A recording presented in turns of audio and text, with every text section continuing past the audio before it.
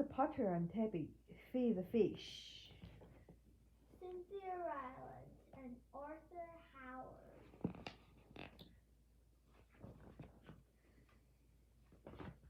1. The fish store. Miss Potter and his fun cat Tabby love going to the fish store. Miss Potter loved it because he had owned goldfish as a boy. He had always liked goldfish. Tabby loved it because it made her whiskers tingling and her tail twitch. Tabby was old, but she still loved excitement, and fish were exciting. One day, Miss Potter and Tabby were watching the fish in the fish store when Miss Potter said, "Let's bring some home." It had been many years since Miss Potter had owned fish. He thought it would be fun to have some again. It would make him feel like a boy. And it would be good excited for Tabby's tail. "We'll take 3 and a nice big bowl," Miss Potter said to the fisherman. Bowl.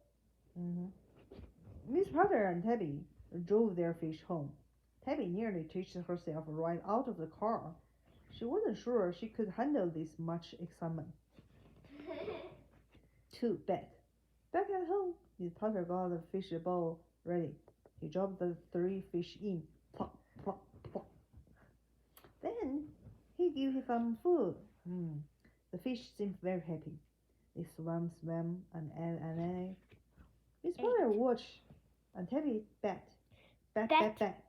No, can I say the bat? Okay. And Tabby batted. Bat. "Don't bat the fish, Tabby," said Mr. Potter. But Tabby couldn't help it. She got all twitchy. Bat went her paw on the glass. "No batting," said Mr. Potter. Bat.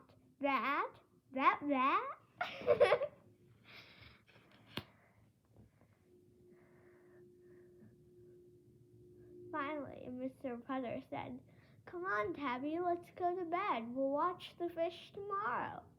Tabby wanted to go to bed. She needed to go to bed. She was tired from all that batting, but she couldn't move. "Bedtime, Tabby," said Mr. Potter. Bat. Mr. Potter looked at Tabby. Mr. Potter looked at the fish.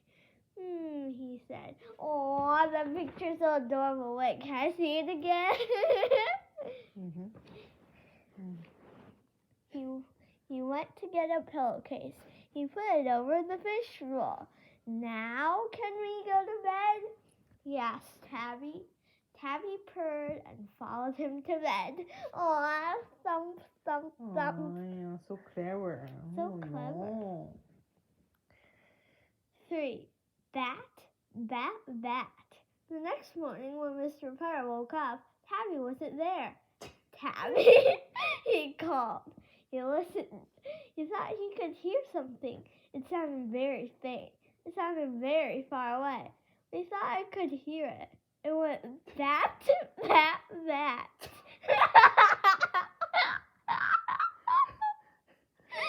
"Oh dear," said Mr. Potter. He rose from bed and put on his slippers. He went downstairs to the fish bowl. The pillowcase was still over it, but the pillowcase had grown a tail. Mr. Potter lifted off the pillowcase. There was Tabby. Her eyes were wide.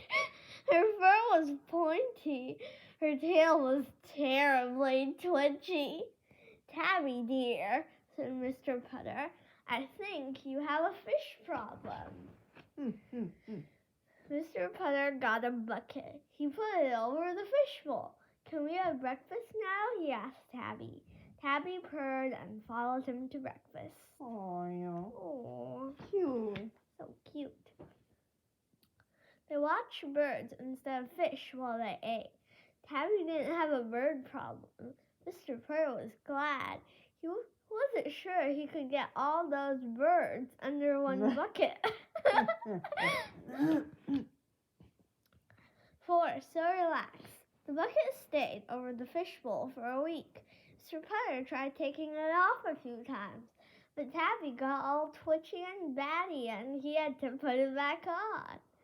Finally, Mr. Putter got tired of looking at upside-down bucket. Tabby, he said one morning, let's see if Mrs. Teaberry would like some fish. Mrs. Teaberry was Mr. Putter's neighbor. She usually liked everything. That's a tea dress for her teapot. Certainly, said Mrs. Teaberry when Mr. Putter phoned. Zeke and I would love some fish. Zeke was Mrs. Teaberry's good dog. Mr. Putter and Tabby carried the fishbowl over. Mr. Putter told Mrs. Teaberry about Tabby's fish problem. Mrs. Teaberry was very nice. She said that fish made a lot of cats twitchy and batty. That made Tabby feel better. When Mr. Putter and Tabby had milk and cookies with Mrs. Teaberry and Zeke. Then they said goodbye to the fish and went home. Everything was great after that. It turned out that Zeke did not have a fish problem.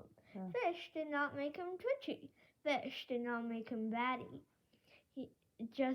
Fish just made him very, very sleepy. Whenever Zeke needed to relax, he watched his fish. Zeke was so relaxed. Mr. Putter and Tabby were relaxed too. Of course, they had always been very good at relaxing, except with fish. They just curled themselves into Mr. Putter's warm chair and slept, without a single twitch.